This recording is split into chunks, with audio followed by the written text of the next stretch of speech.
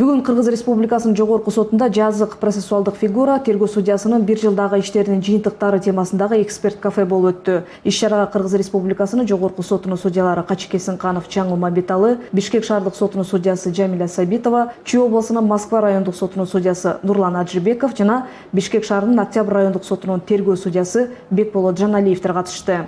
Жолушууда судьялар соттук контроль жүргүзүүдө, тергөө судьясы жазык сот өндүрүшүндөгү тараптардын ыйгарым укуктуу кызмат адамынын, тергөөчүнүн, прокурордун аракеттерине жана чечимдерине карата даттанууларды да карай тургандыгын айтышты. 2019 жылдын 29 январындагы Кыргыз Республикасынын жергиликтүү сотторунун түзүмүн жана жергиликтүү соттордогу судьялардын штаттык санын бекитүү жөнүндө мыйзамына өзгөртүүлөрдү киргизүү жөнүндөгү Кыргыз Республикасынын мыйзамына ылайык сот корпусунун штаты кошумча 56 судьялык штаттык бирдигине көбөйгөн.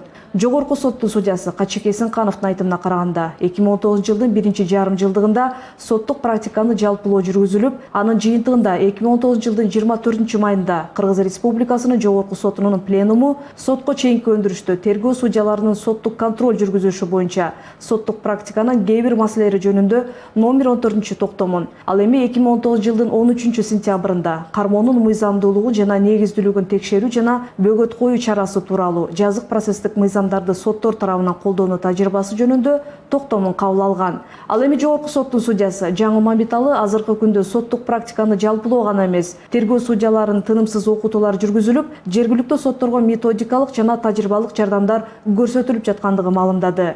Кошумчалай кетсек, 2019 жылдын 9 айында жалпы республика боюнча тергөө судьялары тарабынан 21 923 соттук материал каралган. Алар көбүнчө камакка алуу, алып кой жана тинтүүнү жүргүзүү жөнүндө, атайын тергөө амалдарын жүргүзүү, мүлккө камак салуу сыяктуу соттук материалдар.